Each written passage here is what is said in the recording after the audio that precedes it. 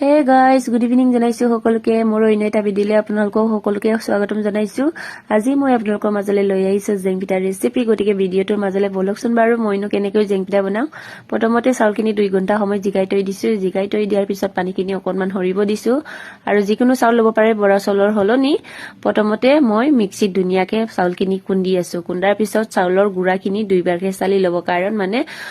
চাউলৰ গুড়াত মানে গুটি গুটি থাকিলে পিঠাবিধ বনাব বহুত বেছি অসুবিধা হয় আৰু মোৰ ধুনীয়াকৈ চালা হৈ গৈছে আৰু ইফালে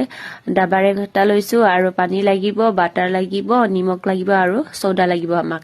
তাৰ পিছতে মই ধুনীয়াকৈ এটা ডাবাৰত মানে যিমানখিনি বনাম ইমানখিনিয়ে লৈছো আপোনালোকেও যিমানখিনি বনাই ইমানেই ল'ব পাৰে আৰু নিমখ অকণমান দিছো বহুত বেছি দিব নালাগে সোডা অকণমান দিছো আৰু ধুনীয়াকৈ দুইবিধ দিয়াৰ পিছতে মিক্স কৰি লৈছো কৰাৰ পাছতে মই সৰু কাপেদি 1 কাপ পানী দিছো আৰু পানীখিনি একেলগে বেছিকৈ দিব নালাগে কাৰণ পনীয়া হলে বেয়া হ'ব নহয় জানো অলপ অলপ পানীটো দিয়াৰ পিছতে মিক্স কৰি থাকিব মই চামুচখনেদি ধুনীয়াকৈ মিক্স কৰি লৈছো দেখিছেনে কি ধুনীয়া হৈছে বহুত বেছি পনীয়াও হ'ব নালাগে বহুত বেছি মানে ধাতু হ'ব নালাগে দেই আৰু ধুনীয়াকৈ মিক্স কৰা হৈ গৈছে মই ইয়াতে দিম বাটাৰখিনি মানে অকণমান বেছিকৈ দিলে পিঠাবিধ খাব ভাল হয় দেই আৰু ধুনীয়াকৈ যদি মিক্স নহয় এনেকৈ মিক্সি জাৰতে আপোনালোকে খুন্দি ল'ব তেতিয়া মানে বহুত বেছি ভাল হয় আৰু ইফালে ময়ো এনেদৰে খুন্দি লৈছো চাব পাৰে আৰু খুন্দাৰ পিছতে মই এতিয়া ধুনীয়াকৈ আধা ঘণ্টা সময় আড়াল দি থৈ দিম আধা ঘণ্টা হৈ গ'ল এতিয়া দেখা পাইছে কিমান ধুনীয়া হৈছে নহয় জানো বহুত বেছি পনীয়াও হ'ব নালাগে মই যেনেদৰে দেখুৱাইছো এনেদৰে কৰি ল'ব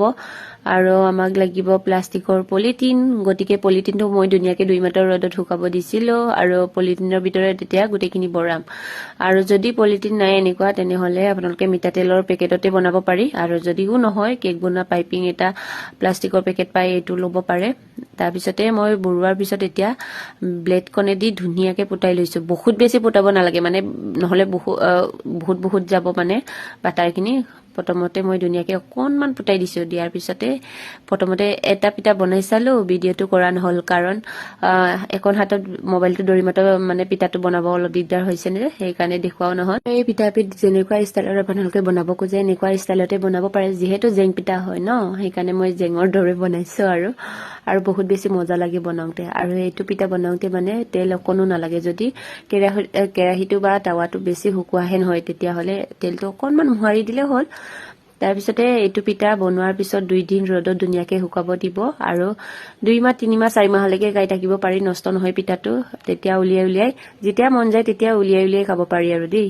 মই বহুত বেছি বনোৱা নাই বাৰু অকণমানেই বনাইছো